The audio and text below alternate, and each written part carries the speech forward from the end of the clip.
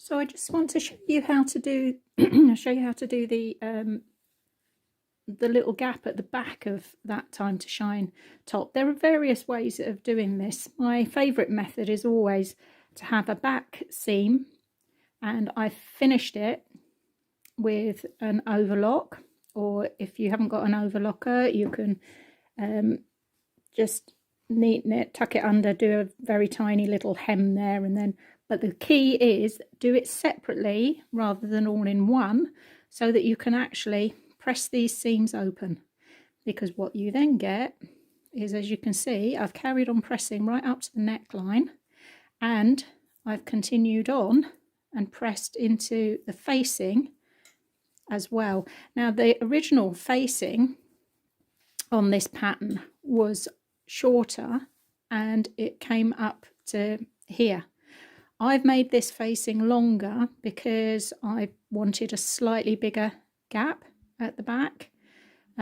So I've come down, it's probably about 3-4 inches, and I just find that if you have the facing too short, you end up with the facing finishing here. So hang on, if I fold that back out of the way, so you end up with a facing like that, and then you have a gap where you've just got that seam. And I think sometimes it just looks so much neater if you've got the whole thing done. So what I can then do is press this under. Now you can, before you do this seam here, we could have actually, I'm hoping you can see this, we could have stitched this facing down so that we can then turn it in the other way and then do that seam. But what we're going to do is put a little button loop in here. I'm using a linen which is quite thick, so rather than making the button loop out of the linen, I've just found a sort of contrast fabric. I think it might even be a Liberty, I'm not sure. And what I'm going to do is, I've got some cover buttons, so I'm going to cover the button in the same fabric, just as a little detail if you like. So all this front has been understitched, etc., to hold that facing back. So I'll do the understitching in a separate video. The understitching is here, so that's holding that down. So make sure that is on this side and it stops that rolling forward so that you can see it on the front.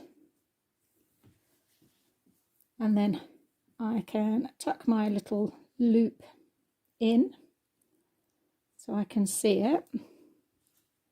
And then I'm going to pin. And I'm pinning on this side. But what I'm then going to do, because I want to top stitch, and as I come down here, can you see it's kind of, I'm pulling that back a little bit so it's going to sit neatly in there.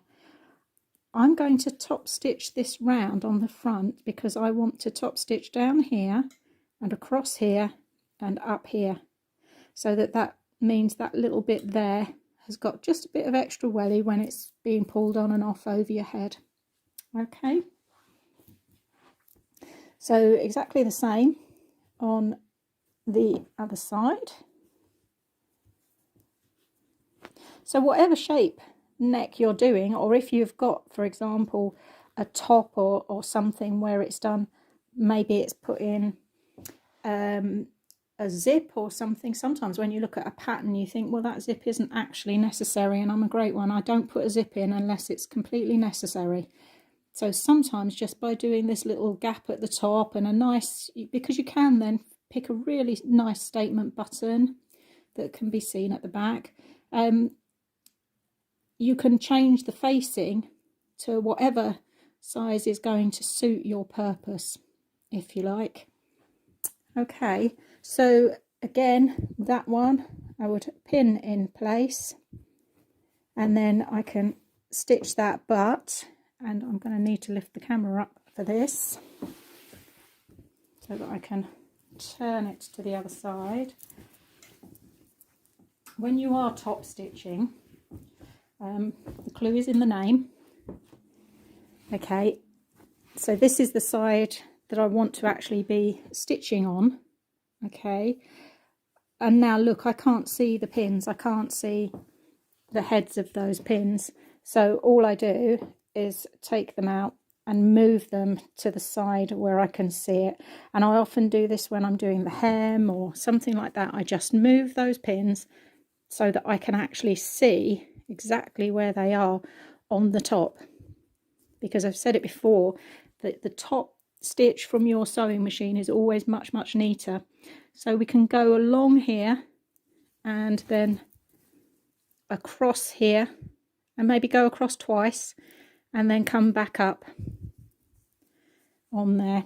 Okay, and you can see, look, it's going to have a nice neat finish. But as I say, that top stitching is just going to give that a little bit of extra oomph, so that as you pull it on and off, especially with something like linen, that will just protect the fabric, if you like, in case you've got a big head, I suppose.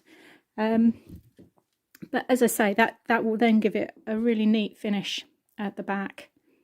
Okay, so hopefully that will make a bit more sense. There are a couple of other ways that you could finish this with a keyhole, because this top I turned into a V-neck, so it's got a bit more space to get over your head. That's the key. If you can get it over your head with no opening at all, then you've got a lot more choice about what you're doing with the opening. That's always the key, is being able to get your head in. Okay, so another time I'll show you that, because that way uses bias binding. But what I will do as well is do a hack of this top, and instead of the frilly sleeve, we'll just do a bias binding to make it into a sleeveless top, because once you've got this top to fit, there's quite a lot that you can do with it, changing it up via the neck and the sleeves, etc, etc. While we're on the topic of that, these little side vents that I've put in to turn it into more of a tunic, I'm going to do exactly the same here, because again, I've done that seam in such a way as so I can open it. And remember that when you're overlocking, because it's tempting to just do everything on the overlocker, but remember, if it's a back seam, a side seam or something where you might need to actually press those seams open, overlock the pieces separately. So here I can do the same process where I can press it open, carry on pressing all the way down this little gap here, so that when I then come, get that thread out of the way, when I then come to do my hem around here, I would end up with a nice neat slot here. And again, I can top stitch along the hem, up here, across here, a couple of times backwards and forwards, because again, that's the side vent, so that's going to get a bit push and pull.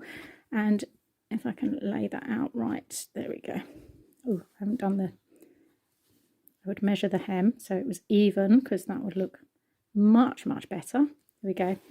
So you can see what I'm doing, and as I say, it's exactly the same process in that, look, I've opened that seam out so that I can get in. I've used a really bright green here so you can see exactly what's going on. Okay,